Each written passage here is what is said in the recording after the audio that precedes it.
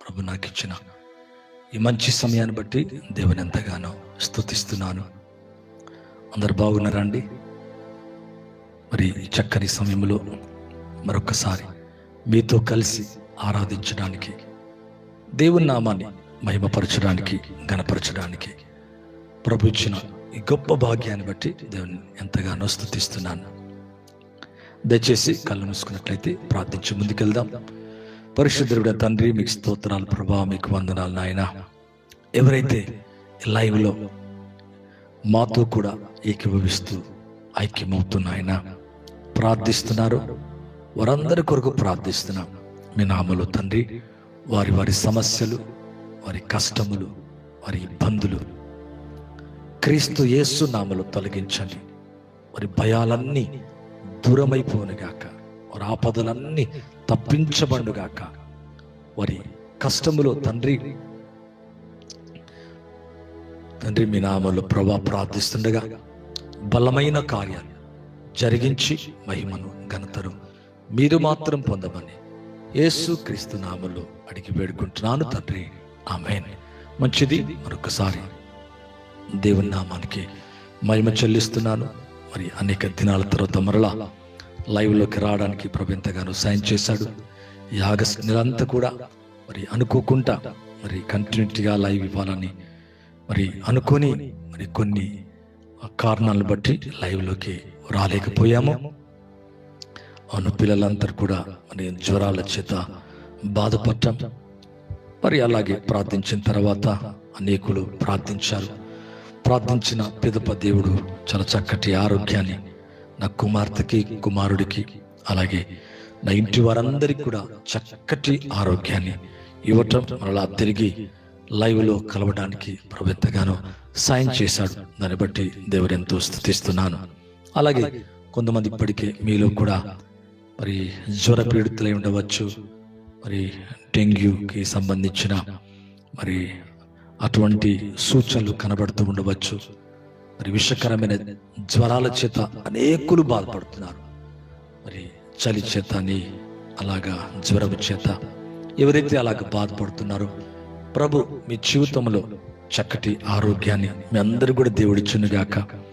దేవునికి వాక్యంలో వ్రాయబడేట్టుగా, నేను నీకు ఆరోగ్యము కలగచేసేదను, ఆయన పొందిన దెబ్బల చేత మనకు స్వస్థత అని దేవునికి వాక్యంలో వ్రాయబడటం మనం చూస్తున్నాం. మరి ఒకవేళ పిల్లలు కావచ్చు, మీరు కావచ్చు, లేదా చూస్తున్నాం మరి ఎవరైనా కానీ అలాగా ఒకవేళ జ్వర పీడితులవుతే, అంటే జ్వరముతో బాధపడితే, యేసు ప్రభు కూడా ఒకసారి మరి పేతురు యొక్క అత్త జ్వరముతో బాధపడుతూ అంటే గద్దించి స్వస్థపరిచినట్లుగా, అంటే జ్వరాన్ని గద్దించాడండి. జ్వరాన్ని గద్దించినప్పుడు విడుదల పొందినట్లుగా చూస్తున్నాం. ఈ రోజులో మరి మనం సామాన్య జ్వరమే అనుకుంటున్నాం, కానీ ఆ జ్వర పీడితులైన వారు కూడా అనేకులు మరి మరణించిన వారిని మనం చూస్తున్నాం కదా. ఎంతో మంది మన కళ్ళ ఎదుట చనిపోయిన వారు సామాన్యమైన జ్వరమే బ్రదర్, కానీ ఈరోజు లేరు అని మరి అనేకుల్ని గురించి మనం అలాగ వింటూ ఉంటాం.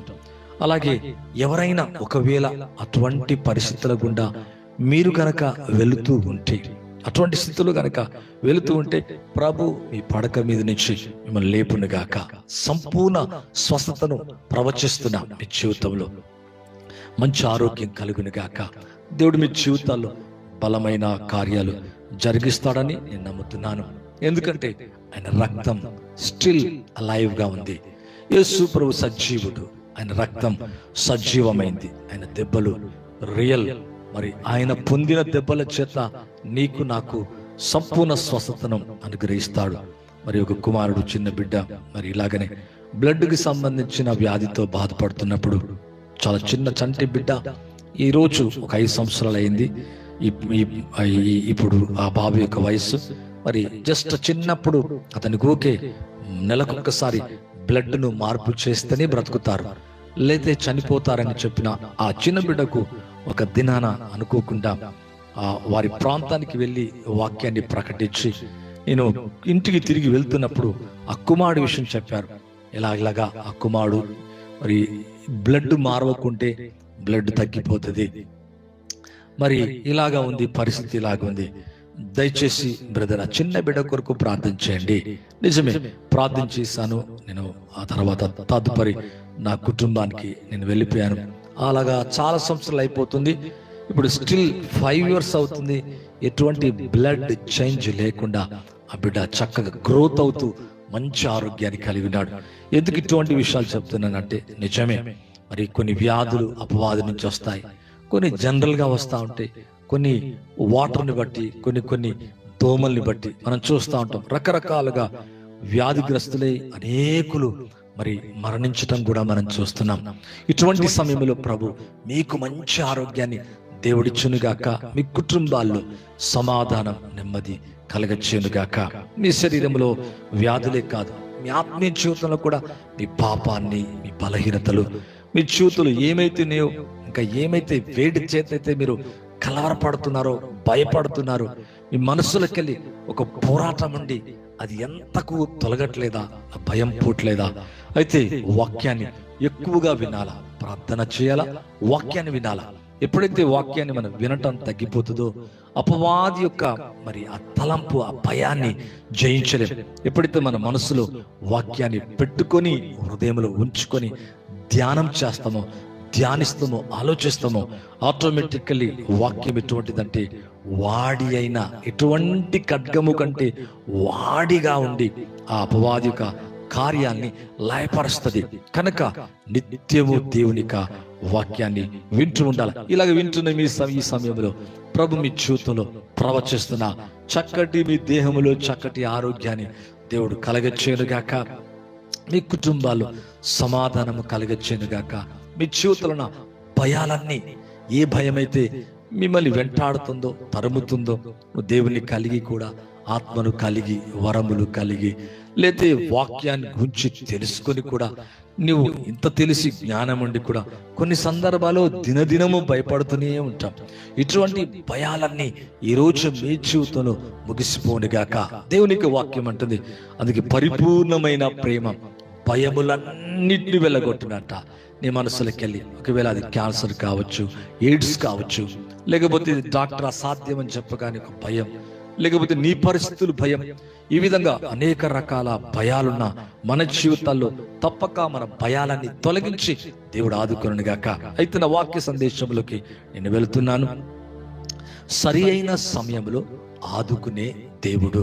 నిజమే, చాలాసార్లు మన వ్యక్తిగత జీవితంలో ఏదైనా కష్టం వచ్చినప్పుడు, ఏదైనా ఇబ్బంది కలిగినప్పుడు ఎవరు మనల్ని ఆదుకుంటారా అని మనం ఎదురు చూస్తూ ఉంటాం. నిజంగా ఈ యొక్క మంత్ అనుకోకుండా నేను కంటిన్యూటీగా లైవ్ ప్రోగ్రాంలోకి రావాలని ఎంతో ఆశపడి దాన్ని ఎక్కువగా కాన్సన్ట్రేషన్ చేశా. అనుకోకుండా సడన్ గా మా పాపకు జ్వరం రావటము, అలాగే 8 రోజులు దగ్గర 8 days కూడా ఎలాగంటే ప్రతిరోజు కూడా అటు ఇటుగా పరిగెత్తాం, గద్దించాం, ప్రార్థించాం. ఇలా చేస్తూ కొంచెం అటు ఇటుగా అనీజీగా ఫీల్ అయ్యాం. ఎట్టకేలకు పాప యొక్క జ్వరం తగ్గిపోయింది. అలాగే తగ్గిన వెంటనే బాబుకి, మళ్ళా సిస్టర్ గారికి, ఇలాగా 1 by 1 వచ్చింది. చాలా సంవత్సరాల తర్వాత దాదాపుగా ఒక 14-15 సంవత్సరాలు మేము ఎప్పుడు కూడా జ్వరం కానీ అటువంటిది ఎన్నడూ కూడా చూడలేదు. ఇలా రాగానే చాలా అనీజీగా అయిపోయాము. తర్వాత దేవుడు చాలా చక్కగా అందరినీ లైన్ బై లైన్ సంపూర్ణంగా స్వస్థపరిచాడు. నాకు మాత్రం రాలే, మా పిల్లలు అలాగే భార్యకు కొంచెం అలాగే వచ్చి మళ్ళీ సెట్ అయిపోయింది. మంచిది, ఎందుకంటే అది అలా జరుగుతున్నప్పుడు ఆ పాపను, ఆ బాబును చూసినప్పుడు చాలా వేడిగా మనం వణుకుతూ ఆ విధంగా బాధపడటం. అటువంటి సమయంలో మరి మేము కూడా మధ్యరాత్రి వేళ ఇక ఎక్కువైపోతుంది, ఎంతకు తగ్గట్లే 5 days అయిపోయింది, 6 days అయిపోయింది, ఇక లాభం లేదు, ఇంకా నీరసం అయిపోయి అనీజీ అయిపోతుందని మధ్యరాత్రులు కూడా ఎక్కడికి వెళ్ళాలా, ఆ టైంలో సరిగా అయినా డబ్బులు లేవు, ఎలా ప్రభు అని ఆలోచిస్తున్న సమయంలో ఎందుకు మేము ఎవ్రీ ఫ్రైడే ఫాస్టింగ్ ప్రేయర్స్ చేస్తాం. ప్రతి ఫ్రైడే ఫాస్టింగ్ ప్రేయర్ చేస్తాం. ఒక దైవజనుడు మరి అనుకోకుండా ఇప్పుడు కలుస్తూ ఉంటాడు.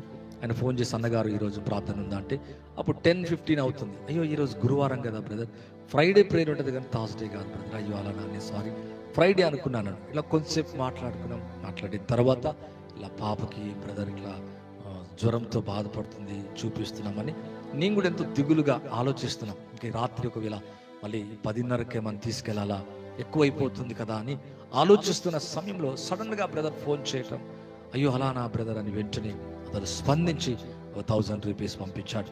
ఎందుకు ఈ విషయం చెప్తున్నా అంటే అది చిన్న కానుకే కావచ్చు, కానీ వాళ్ళు వెంటనే దాన్ని పట్టుకొని మేము మరొక డాక్టర్ దగ్గరికి ఆ రాత్రి 10:30 దగ్గర అవుతుంది. మళ్ళీ వెళ్ళి ఒక డాక్టర్కి మళ్ళా వెంటనే అక్కడ జాయిన్ చేసుకోవడానికి అక్కడికి వెళ్ళాము, చూపించాము. 1 గంట 2 గంటల నుంచి తర్వాత ఏం పర్వాలేదు తీసుకెళ్ళండి, తెల్లారి తీసుకురండి అని చెప్పారు. తర్వాత మరలా ఒక డాక్టర్ దగ్గరికి వెళ్ళినప్పుడు అది పూర్తిగా చక్కగా దేవుడు దాన్ని నయం చేశాడు, స్వస్థపరిచాడు. ఎనీవే ఒక్కొక్కసారి డాక్టర్స్ అవసరమే, దాన్ని వ్యతిరేకిస్తలేను. లేకపోతే మరి డాక్టర్స్ ఉన్నారు కదా ఇంకెందుకు దేవుడు అని కాదు, మరి దేవుడు ఉన్నాడు కదా డాక్టర్ ఎందుకని కాదు. ఓకే, మరి కొన్ని సందర్భాల్లో మరి ఏ సందర్భమైనా కానీ దేవుడు ఎల్లప్పుడూ మనకు అవసరమే. మరి డాక్టర్స్ నేమ్ కూడా వ్యతిరేకించొద్దు, కానీ మరి వారు మనకు అవసరమే. అయితే ప్రభునందు విశ్వాసం వచ్చినప్పుడు నిజమే దేవుడు బాగు చేయటం, స్వస్థపరచడం ఇవన్నీ కూడా బైబిల్లో ఉన్నాయి. వాటిని గనుక విశ్వసించినప్పుడు దేవుని కార్యాలు మనము నిశ్చయంగా నిశ్చలంగా చూస్తాం. అయితే నా వాక్య సందేశం ఏంటంటే సరి అయిన సమయంలో, అంటే కష్టాల మధ్యలో, ఇబ్బందుల మధ్యలో అప్పుడప్పుడు కొంతమంది మనకు తెలియకుండానే సహాయకంగా ఉంటారు. డాక్టర్స్ కావచ్చు, మనుషులు కావచ్చు, తోటి వారు కావచ్చు, బంధువులు కావచ్చు, అన్నదమ్ములు కావచ్చు, మనం ఇంకోలకు కావచ్చు, మరి వేరే వారు మనకు కావచ్చు.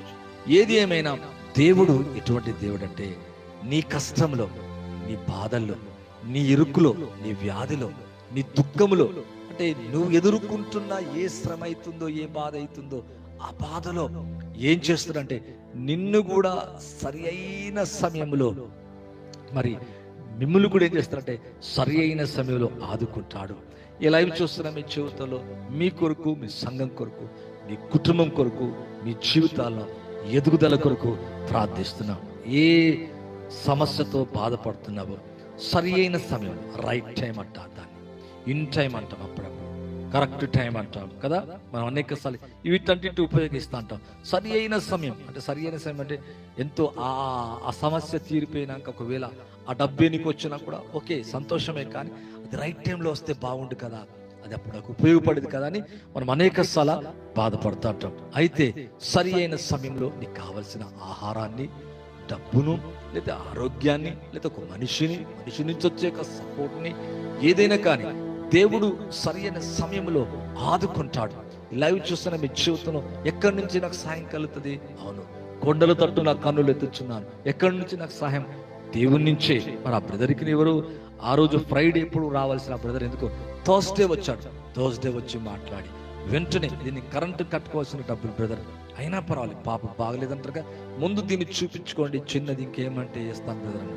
వద్దు బ్రదర్, నాకేం అవసరం లేదు, అవున దాంట్లో నేను చూసుకుంటా అని చెప్పి దాన్ని తీసుకెళ్ళి వెంటనే చూపించాను. పిల్లరా, ఎందుకు ఈ విషయాన్ని చెప్తున్నంటే అప్పుడప్పుడు అలాగా దిగులుగా ఉన్నప్పుడు, చింతగా ఉన్నప్పుడు, కలవరంగా ఉన్నప్పుడు, భయపడుతున్నప్పుడు, బాధలో ఉన్నప్పుడు ఏ మనిషిని అడుగుదాం, ఇంకెవరిని అడుగుదాం, ఎవరిని అడగడానికి కూడా వీలు లేనటువంటి సమయంలో కూడా నువ్వు అడగలేకపోయినా అప్పుడప్పుడు నీ అక్కర ఎరిగిన దేవుడు, నీ సమస్యను తెలుసుకున్న దేవుడు, నీ అక్కరలో, నీ అవసరతలో, నీ ఇబ్బందులు నువ్వు మొరపెడుతున్నప్పుడు, ప్రార్థిస్తున్నప్పుడు, విజ్ఞాపన చేస్తున్నప్పుడు, కన్నీళ్లు విడుస్తున్నప్పుడు, ఉపవాసం ఉండి నువ్వు ప్రార్థిస్తూ ఆ ప్రభు వైపే చూస్తున్నప్పుడు అనుకుని రీతిలో అద్భుత సహాయం అనేది నీకు కలుగుతుంది. ఎప్పుడు కలుగుతుంది అంటే సరి అయిన సమయంలో, right time, in time, correct time.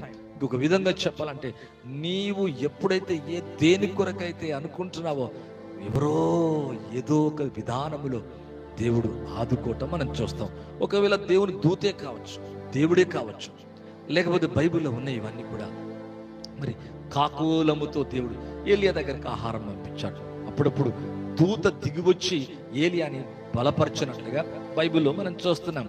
ఒకవేళ ఒక మనుషుడు కావచ్చు, లేకపోతే ఒక సామాన్య వ్యక్తి కావచ్చు, ఒక ఫ్రెండ్ కావచ్చు, తల్లి కావచ్చు, తండ్రి కావచ్చు, భర్త కావచ్చు, అంటే అన్నదమ్ములు కావచ్చు, ఎనీథింగ్, ఏదైనా కానీ అంటే నీ రైట్ టైంలో ప్రభు నిన్ను ఆదుకోవటం మాత్రం నిశ్చయంగా అలా జరుగుతుంది. దేవుని యొక్క వాక్యంలో మనం చూసినట్లయితే కొన్ని మాటలు చూద్దామండి. 2వ సమూయేలు గ్రంథం 22వ అధ్యాయం 19వ వచనాన్ని కనుక మీరు గమనించినట్లయితే ఈ యొక్క వాక్యాన్ని వింటున్న ఈ సమయంలోనే మీ అక్కరలన్నీ, మీ అవసరతలన్నీ, మీ ఇబ్బందులన్నీ తొలగి ప్రభు మిమ్మును సరైన సమయంలో ఆదుకొనుగాక. దూతలు అలాగూ పనిచేయునుగాక. దేవునికి అభిషేకం అలాగా మీలో పొంగి పొర్లి వచ్చి మిమ్మల్ని తాకునుగాక. చూడండి, ఇక్కడ చూస్తే 22:19 రెండవ సమయం, ఆపత్కాలమందు వారు నా మీదికి రాగా యెహోవా నన్ను ఆదుకొనెను. డైరెక్ట్ గా దేవుడే ఆదుకుంటున్నట్ట. ఇక్కడ యెహోవా నన్ను ఆదుకొనెను, విశాలమైన స్థలములకు నన్ను తోడుకొని వచ్చెను. దేవుడు తన్ని విశాలమైన, ఇరుకుగా ఉండి ఇబ్బందిగా ఉండి నలిగిపోతూ బాధపడుతున్నా మరి దావీదు జీవితంలో ఇవన్నిటువంటి ఎక్స్పీరియన్సెస్ చాలా ఉన్నాయి. సౌలు తరవటం, బాధపడటం, ఏ వ్యక్తి అతనికి సహాయం లేకపోవటం, ఎందుకంటే రాజే కదా, ఇక రాజే తరుమతే ఎవరికి చెప్పుకుంటాం, ఎవరికి చెప్పుకోలేము. ఆపత్కాలమందు వారు నా మీదికి రాగా, లేదా శత్రువు, లేదా నీకు రోగం, నీకు వ్యాధి, నీకు భయం, మనుషులు, ఈ లోకం ఏదైనా కానీ ఇటువంటివి అనేక మన జీవితంలో జరుగుతూ ఉంటాయి. ఆపత్కాలమందు వారు నా మీదికి రాగా, దేవునికి వాక్యం అంటుంది యెహోవా నన్ను ఆదుకొనెను. ఈరోజు ఒకవేళ ఏ మనుష్యుడు నిన్ను ఆదుకోలేకపోయినా, మరలా అంటున్నా, ఎవరిని ఆదుకోలేకపోయినా మరలా అంటున్నా, ఎవరు ఆదుకోలేకపోయినా దేవుడు తప్పక మిమ్మును నన్ను మనందరినీ ఆదుకొనును గాక. మంచిది, ప్రభు మీ జీవితాల్లో అటువంటి కార్యం ఇచ్చేను గాక. యెహోవా నన్ను ఆదుకొనెను, విశాలమైన స్థలమునకు ఆయన నన్ను తోడుకొని వచ్చెను. ఒకవేళ ఇరుకులో ఉండొచ్చు, దుఃఖంలో ఉండొచ్చు, మీరు వేదనతో ఉండవచ్చు. ప్రభు మీ వేదన, మీ దుఃఖము, మీ సమస్యలన్నీ దేవుడు దూరము చేసి మిమ్మల్ని ఓదార్చునుగాక, మిమ్మల్ని ఆదరించునుగాక. మీ జీవితాల్లో దేవుడు నెమ్మదిని, ధైర్యాన్ని మీకు ఇచ్చునుగాక. మంచిది. అలాగే చూసుకుంటూ వెళ్తే మన జీవితంలో అనేక మార్లు ఆదుకోవటం కూడా మన వ్యక్తిగతంగా మనం ఎక్స్పీరియన్స్ అవుతున్నాం, చూద్దాం. దేవుని యొక్క వాక్యంలో కనుక చూస్తే నిర్గమాకాండం 17వ అధ్యాయము మరి 12వ వచనాన్ని చూస్తుందండి. మోషే చేతులు బరువెక్కగా వారు ఒక రాయి తీసుకుని వచ్చి అతడు దాని మీద కూర్చుంటకై దాన్ని వేసిరి.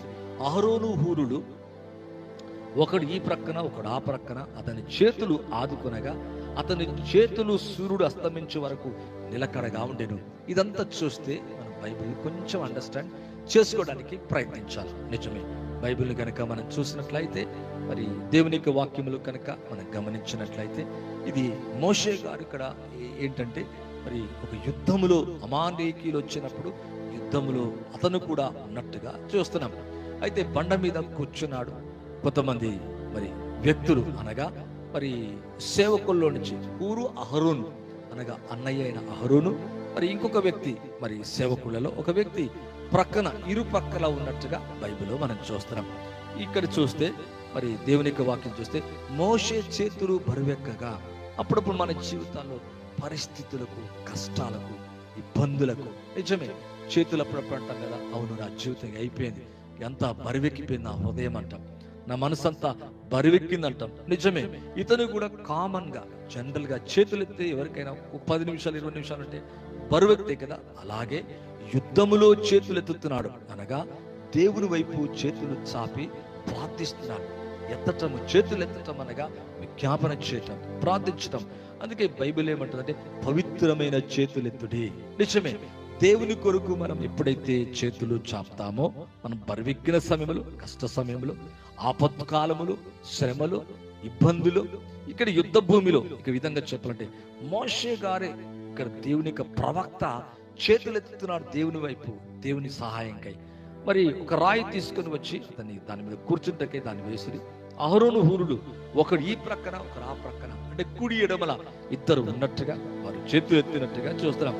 ఇక్కడ చూస్తే ఒకడు ఈ ప్రక్కన ఒకడు ఆ ప్రక్కన చేతులను ఆదుకునగా, చేతులు ఆదుకోవటం ఏంటి? మోషే గారు ప్రవక్త, గొప్ప దైవజనుడు, ముఖాముఖిగా దేవుణ్ణి కలుసుకున్నవాడు, చూచినవాడు. మరి యుద్ధములో ఉన్నప్పుడు ఇతని చేతులు పట్టుకోవటం ఏంటిది అంటే, చేతులు ఎత్తినప్పుడు ఇక్కడ ఆదుకునగా, చేతులు ఆదుకునగా, అతని చేతులు ఎత్తినప్పుడు దేవుని యొక్క వాక్యం అంటుంది ఇశ్రాయేలు జయం పొందారట. మరి అమాలేకులు ఓడిపోయినట్టుగా చూస్తున్నాం. అంటే ఇతని చేతులు ఎత్తితే వీరికి జయం ఉంది, ఇశ్రాయేలు ప్రజలకు దించినప్పుడు వీరు ఓడిపోతున్నారు, శత్రువులు గెలుస్తున్నారంట. అలాగే మనం కూడా మన కష్టములో ఉండి కూడా, బరువెక్కిన జీవితంలో ఉండి కూడా, ఇబ్బందిలో కూడా దేవుణ్ణి మరవక, మనం కష్టాలున్నాయి కదా అని ప్రక్కకు పెట్టక, నిజమే చేతులెత్తున వారుగా, ప్రభు వైపు చాపిన వారుగా, ఆయన సహాయాన్ని కోరేవారిగా మనం ఉండాలా. మరి కొన్ని సందర్భాల్లో నీ సమస్యలు బట్టి, నీ ఇబ్బందులు బట్టి, నీ యొక్క విచారాన్ని బట్టి, నీకు జరిగే సంఘటనలు బట్టి బరువెక్కిపోవచ్చు. అయితే బరువెక్కిన శ్రమలు ఆదుకోవడానికి ఇద్దరు ఉన్నారంట. వారే హూరు అహరోను. అతను ఆదుకొనగా అతని చేతులు సూర్యుడు అస్తమించే వరకు నిలకడగా ఉండెను. ఎప్పటిదాకంటే సాయంత్రము దాకంట. మరి కొంచెంసేపటికే మనకు బరువెక్కి దించేస్తాం. అప్పుడప్పుడు డ్రిల్లో మనం చేతులు ఎత్తాం. చిన్నప్పుడు చేతులు డ్రిల్ చేయించడం ఎత్తవారు. చిన్న ఒక సెకండ్ ఇట్లా 2 నిమిషాలు మళ్ళా దించేవాళ్ళం. మళ్ళా లేపనగా మళ్ళా దించేవాళ్ళం. అంటే మరి ఈ సూర్యుడు అస్తమించే వరకు, ఉదయకాలం మొదలుకొని సూర్యుడు అస్తమించే వరకు అంటే ఎంత బాధ ఉంటుందో మీరు అర్థం చేసుకోవాలి. బాధలో బరువెక్కిన దాంట్లో మళ్ళా చేతులు ఎత్తి ప్రార్థిస్తున్నాడు, దేవుని వైపు తాపుతున్నాడు. అట్లు యెహోషువ కత్తి వాడి చేత అమాలీకుల రాజును అతని జనులను గెలిచెను. అప్పుడు యెహోవా మోషేతో ఇట్లను, నేను అమాలీకుల పేరు ఆకాశం క్రింద ఉండకుండా బొత్తిగా తుడిచివేదును గనక జ్ఞాపకార్థ గ్రంథములో దీన్ని వ్రాసుకో అని యెహోషువకు వినిపించమని చెప్పినట్లుగా చూస్తున్నాం. ఇక్కడ చూస్తే అసలు చేతులెత్తే ఏమవుతుందంటే, మీరు కింద గనక పైన గనక చూస్తే మీకు అర్థమవుతుంది. మోషే తన చెయ్యి పైకెత్తినప్పుడు ఇశ్రాయేలు గెలిచిరి. మోషే తన చెయ్యి దింపినప్పుడు అమాలేకీయులు గెలిచిరి. ఇక్కడ చూస్తే 2 భాగాలు జరుగుతున్నాయి. ఒకటి ఏంటంటే, ఇతను చేతులెత్తితే వీరికి విజయం కలుగుతుంది. అంటే మనమన్నా చేతులెత్తాలా, మన పక్షంగా మరొకరన్నా చేతులెత్తాలా. అలాగా బరువెక్కినప్పుడు ఇతనికి చేతులు సపోర్ట్ గా ఎవరున్నారంటే, మరి ఒక సేవకులు ఉన్నట్టుగా హూరు అహరోన్లు ఉన్నట్టుగా చూస్తున్నాం.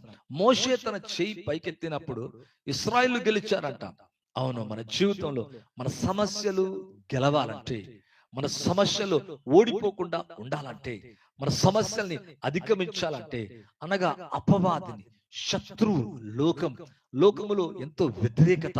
మరొక విధంగా చెప్పాలంటే, యేసు ప్రభువు అంటే అర్థం కాకుండా వ్యతిరేకంగా మాట్లాడేవారు ఒక బ్యాచ్ అవుతే, మరి ఇలాగా మరి దేవుని పిల్లలే, దేవుని కలిగిన వారి దేవుణ్ణి సరిగా అర్థం చేసుకోక ఆయన వైపు చేతులెత్తక కృంగిపోయిన వారు మరొక గుంపు ఉన్నట్టుగా మనం చూస్తున్నాం. ఈ రోజు నీ జీవితంలో మోషే తన చేతులు పైకెత్తినప్పుడు ఇశ్రాయేలు గెలిచిరి. అంటే నీ కుటుంబం గెలుపొందాలంటే, నీ జీవితంలో నువ్వు యజమానుడిగా, ఒక తండ్రిగా, ఒక తల్లిగా, లేకపోతే ఇంట్లో ఒక పెద్దగా, లేకపోతే ఒక ప్రవక్తగా, ఒక సేవకుడిగా, లేకపోతే యజమానుడిగా నీవేం చేయాలా? నీ కొరకు, నీ పిల్లల కొరకు ఉదయకాలం లెగ్గానే సూర్యుడు అస్తమించే వరకు, లేదా సమయం దొరికినప్పుడల్లా ప్రభు వైపు చేతులెత్తి ప్రార్థించే వ్యక్తిగా నేను మారాలా. ఇక్కడ మోషే తన చేతులు పైకెత్తటం ద్వారా రిజల్ట్ చూస్తున్నాడు. ఏంటి ఆ రిజల్ట్? గెలుపు అని ఒక రిజల్ట్ చూస్తున్నాడు. దింపినప్పుడు అమాలేకీయులు గెలిచారంట. మరి విక్టరీ నీ చేతిలో ఉంది, విజయం నీ చేతిలో ఉంది. నువ్వు చేతులెత్తుతున్నావు అంటే దేవుని సహాయాన్ని కోరుతున్నాం, దేవుణ్ణి ఆదుకోమని కోరుతున్నాం, దేవుని మరి విజ్ఞాపన చేస్తూ దేవుని మీద డిపెండ్ అవుతున్నావు. నువ్వు డిపెండ్ అవుతున్నా నీ జీవితంలో తప్పక నీ ఆపదలో, నీ కష్టములో, నీ ఇబ్బందుల్లో, నీ యొక్క మరి ఎక్కడైతే నీకు అవమానము, నీకు దుఃఖము, వ్యాధి, భయము కలుగుతుందో దానంతట్లో కూడా విజయాన్ని, గెలుపును యేసయ్య నీకు నాకు ఇస్తాడు. లైవ్ చూస్తున్న మీ జీవితంలో యేసు నామములో ప్రవచిస్తున్నా, మీ అందరి జీవితములో దేవుడు మీకు గెలుపునిచ్చును గాక. మరి ఎత్తినప్పుడల్లా గెలుపు అంట, దించినప్పుడల్లా ఏమవుతుంది తెలుసా? ఓడిపోతున్నారంట. అంటే గెలుపు ఓటములు ఎవరి చేతులు అంటే నీ చేతిలోనే ఉన్నాయి. నువ్వు చేతులు ఎత్తితే, నువ్వు విజ్ఞాపన చేస్తే, నువ్వు ఎత్తిపట్టి ప్రార్థిస్తే, నువ్వు దేవునికై మరి మొరపెట్టి ప్రభువా నీవే నాకు సహాయం అని కోరితే, ఎక్కడ కూడా నీ చెయ్యి ఆయన విడిచిపెట్టడు. మిమ్మును, మీ కుటుంబాన్ని, మీ పిల్లల్ని, మీ కలిగిన సమస్తాన్ని దేవుడు దీవించనుగాక. దేవుడు బలమైన కార్యాలు చేయనుగాక. ఇప్పుడున్న మీ రోగాలు, మీ వ్యాధులు, మీ బలహీనతలు, అవును పిల్లరా, అప్పుడప్పుడు మనకు కలిగే వాటిల్లో మరి మనం ఏం చేస్తున్నామంటే అనేక సార్లు దిగులు చెందుతున్నాం, భయపడుతున్నాం, బాధపడుతున్నాం. మరి అలా భయపడక, బాధపడక ప్రభు వైపే చేతులెత్తి, ప్రభా నీ సహాయాన్ని కోరుతున్నా, మీ విజయాన్ని కోరుతున్నా, ప్రభా నన్ను ఆదుకో. నిజమే, దేవుడు ఆదుకునే దేవుడు. అందుకే యెషయా గ్రంథం 41:10 చూస్తే ఆపత్కాలములో నిన్ను ఆదుకునే దేవుడు. దేవుని యొక్క వాక్యం అండి, చూద్దాం ఆ వచనాన్ని చూద్దామండి. బైబిల్లో కనుక చూస్తే యెషయా గ్రంథం 41 అధ్యాయం 10 వచనాన్ని చూస్తే ప్రభు ఒక మాట అంటాడు, దిగులు పడకము, నీవు నా దాసుడనియు నేను నిన్ను ఉపేక్షింపక ఏర్పరచుకుంటున్నాను, నేను నీతో చెప్పి ఉన్నాను. అవును, భయపడకుము, నేను నీకు దేవుడిని అయినాను. దిగులు పడకుము, నేను నిన్ను బలపడుతును, నీకు సహాయము చేయవాడును నేనే. నీతి అను నా దక్షిణ హస్తంతో నేను ఆదుకుందును. ఎలా బ్రదర్, ఎలా ఆదుకుంటాడు? ఇది డాక్టర్ కాదన్నాడు కదా. నిజమే, కాదు అన్నదాన్నేమో దేవుడు చేస్తాడు, అవునన్న దాన్ని దేవుడు చేస్తాడు. మరి డాక్టర్లు కాదా? కొన్నిసార్లు మంచిది. అయితే ప్రభు మీద నువ్వు ఆనుకున్నప్పుడు, విశ్వాసముతో నువ్వు ఆధారపడినప్పుడు నీ చేయి విడిచిపెట్టే దేవుడు కాదు ఆయన. ఇక్కడ నీవు నా దాసుడవని నేను నిన్ను ఉపేక్షింపక, అనగా త్రోసివేయక, దేవునికి వాక్యం అంటుంది, ఏర్పరచుకుంటున్నాను, నేను నీతో చెప్పి ఉన్నాను, నీకు తోడైనాను, నీతో చెప్పిన, నీకు తోడైనాను, భయపడకము, నేను నీ దేవుడిని అయినాను, దిగులు పడకము. అవును, దిగులు పడుతున్నావా? బలహీనంగా ఉన్నావా? భయపడుతున్నావా? ఇక్కడ అంటున్నాడు, నేను నిన్నేం చేస్తా? బలపరుస్తా. అవును, స్ట్రెంథన్ చేస్తాను, ఆదుకుంటాను. దాని అర్థం క్షేమాన్నిస్తాను, నెమ్మదిస్తాను. సమస్యలు తొలగిపోతాయి. ఎప్పుడు ఉండవు, ఉదయం వస్తుంది, రాత్రి వస్తుంది. సమస్యలు ఎప్పుడు ఉండవండి. దుఃఖం వస్తాయి, కష్టాలు వస్తాయి. చీకటి వెళ్ళిపోయినట్టుగా ఒక దినమున నీ సమస్యల చీకటి యేసు నామములో నీ నుంచి వెళ్ళిపోను గాక. దిగులు పడకము, నేను నిన్ను బలపడుతును, నీకు సహాయం ఇచ్చేవాడు నేనే. నీతి అను నా దక్షిణ హస్తముతో నిన్ను ఆదుకొందునట. ఈ లైవ్ చూస్తున్నా మీ అందరి చేతుల్లో ప్రభు మిమ్మును ఆదుకొనును గాక. ఇక్కడ చాలా చక్కగా నీతి గల దక్షిణ హస్తం. అందుకే పేతురు నీళ్ళలో మునిగిపోయినప్పుడు తన నీతి గల దక్షిణ హస్తాన్ని, యేసు ప్రక్కడే ఉన్నాడు. ఎందుకు భయపడుతున్నావు అల్ప విశ్వాసి? ఎందుకు భయపడుతున్నావు? వెంటనే చెయ్యి చాపి పైకి లేపి నీళ్ళ మీద నిలబెట్టి మళ్ళా దోణిలోకి నడిపించినట్టుగా చూస్తున్నాం. అలాగే అప్పుడప్పుడు సమస్యల చేత, కష్టాల చేత, ఇబ్బందుల చేత, నీ కలిగే రోగాల చేత, నీ కుటుంబం, నీ పిల్లల జీవితంలో, నీ ఇంటిలో మరి అనేక సమస్యలు చూసినప్పుడు దిగులు వచ్చేస్తుంది, భయం వచ్చేస్తుంది. మరి ఏం చేయాలనే ఆలోచనతో సతమతం అవుతా ఉంటావు, కలవరము చెందుతా ఉంటావు, అల్లాడుతూ ఉంటావు. ఈ లైవ్ చూస్తున్న మీ చేతులు ఒకవేళ కనుక అలాగున్నట్లయితే గుడ్ న్యూస్, ప్రభు నీ దిగులు చూస్తున్నాడు, నేను బలపరుస్తున్నట. నీకు సహాయం ఇచ్చేవాడిని నేను చేయవచ్చు, మరొకరు చేయవచ్చు, దేవుడు సాయం చేస్తాను. ఇక్కడ వాక్యం అంటుంది, నేనే నీతి అను నా దక్షిణ హస్తముతో నిన్ను ఆదుకొందును. బైబిల్ అనేకుని ప్రభు ఆదుకున్నాడు, నిన్ను కూడా ఆదుకునుడు గాక. 38 ఏళ్ళ నుంచి ఒక వ్యక్తి మరి పారలైజ్డ్ అయిపోయి పక్షవాయు చేత బాధపడుతూ మరి ఒక నీళ్ళ దగ్గర అక్కడే ఉన్నాడంట. నీళ్ళొచ్చి దూత వచ్చి నీళ్ళను తాకినప్పుడల్లా అందరూ బాగయ్యారు, అందరు వెళ్ళిపోతున్నారు. ఈ వ్యక్తి 38 సంవత్సరాలు అలాగే ఉన్నాడు.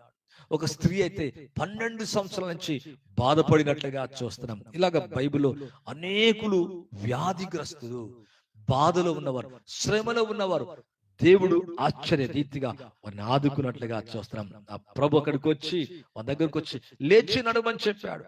లేచి నడవలేడు. 38 ఏళ్ళు ఒక పక్షవాయువు కలవాడు, లేచి ఎప్పుడు నడవలేడు. కానీ దేవునికి సాధ్యం, యేసు ప్రభుకి సాధ్యం. నమ్ముట నీ వలన అయితే నమ్మువానికి సమస్తం సాధ్యం.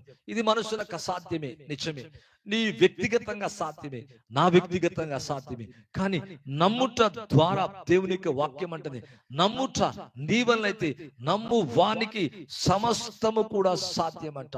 లైవ్ చూస్తున్నా మన జీవితంలో నమ్ముతాం, ప్రభు మన జీవితంలో నా సమస్యలు తొలగించగలడని, ఈ కష్టాలు తీసివేయగలడని, అన్ని కుదుట పరచగలడని, నీ కథ మార్చగలడని, నీకు నెమ్మది ఇవ్వగలడని, నీ జీవితంలో శాంతి సమాధానము కలగచేసి నీ ఆపదలన్నీ తొలగించి నీకు మేలు చేస్తాడని గొప్ప విశ్వాసముతో కనుక నీవున్నట్లయితే నిశ్చయముగా దేవుడు అటువంటి కార్యాన్ని చేయటం నీ జీవితంలో మీరు చూస్తారు వ్యక్తిగతంగా.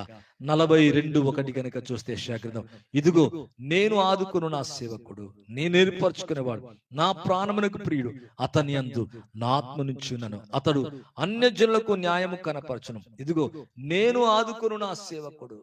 అవును, దేవునికి వాక్యం అంటుంది, నేను ఆదుకుంటాను. ఇక్కడ కుమారుడు సేవకుడు, నేను ఆదుకును నా సేవకుడు.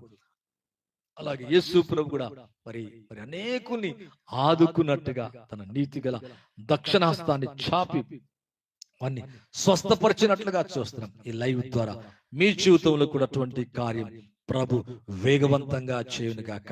ఇది ఇక దేవుని యొక్క వాక్యం 49:8 కానీ చూస్తే, యెహోవా ఇలాగూ సెలవిచ్చుచున్నాడు, అనుకూల సమయమందు నేను నీ మొర ఆలకించి నీకు ఉత్తరం ఇచ్చితిని, రక్షణ దినమందు నేను ఆదుకుంటుని, బయలువెలుడని బంధింపబడిన వార్తను బయటికి రండని చీకట్లో ఉన్న వార్త చెప్పుచు దేశమును చక్కపరిచి పాడైన స్వాస్థ్యములు పంచిపెట్టకై నిన్ను కాపాడి ప్రజలకు నిబంధనగా నియమించితిని.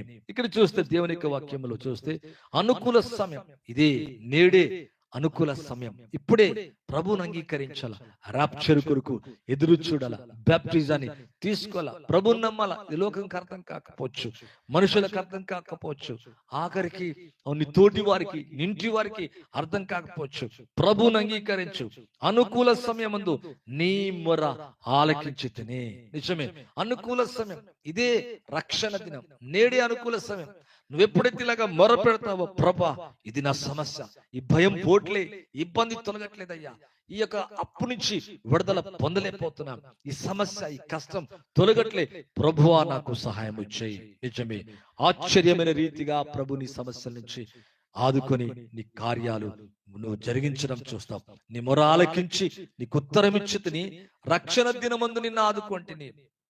అవును, ప్రభు యొక్క వాక్యం అంటుంది, ఏ దినము నీకు రక్షణ కావాలో, ఏ దినం నువ్వు సేవ అవ్వాలనుకుంటున్నావు, అంటే సాల్వేషన్ కోరుతున్నావో, ఏ దినం ఇక్కడ అంటాడు, అవును నీకు ఉత్తరం ఇచ్చితిని రక్షణ దినమందు, అనగా ఏ రోజైతే నీకు దేవునికి రక్షణ అవసరం ఆ దినము నిన్ను ఆదుకొంటిని, బయలువెలుడని బంధింపబడే వారితోను బయటికి రండి అని బయటికి చీకట్లో ఉన్న వారితోను చెప్పుచు దేశమును చక్కపరిచి పాడైన స్వాస్థ్యములను పంచిపెట్టుటకై నిన్ను కాపాడి ప్రజలకు నిబంధనగా నియమించితిని. Oh what a blessing! ఈ లైవ్ చూస్తున్న మీ జీవితంలో బంధింపబడ్డావా, బయటికి తీసుకొస్తాడు. చీకట్లో ఉన్నావా, చక్కపరుస్తాడు. పాడైపోయిన దేశమును చక్కపరిచి దాని స్వాస్థ్యమును పంచిపెట్టకై నిన్ను కాపాడి ప్రజలకు ఒక నిబంధనగా నియమిస్తున్నట్ట. ఈ లైవ్ చూస్తున్నా మీ అందరి జీవితంలో మీ సమస్యలో ప్రభు మిమ్మను ఆశ్చర్య రీతిగా, అద్భుత రీతిగా, అనుకునే రీతిగా, సరైన టైంలో, right time, in time, correct టైంలో దేవుడు మిమ్మును, నన్ను, నీ కుటుంబాన్ని, నా కుటుంబాన్ని, మన జీవితాన్ని దేవుడు ఆదుకొని ఈ సమస్యలన్నిటి నుంచి విడిపించను గాక. అందుకైనా నీతి గల దక్షిణాస్తముతో, కుడి హస్తముతో, ఇంకొక విధంగా చెప్పాలంటే ఎప్పుడు విడిచిపోనటువంటి ఆయన దీవనకరమైన, ఆయన కనికరం గల హస్తాన్ని చెయ్యి చాపి నీ జీవితంలో దేవుడు ఆదుకునుడు గాక.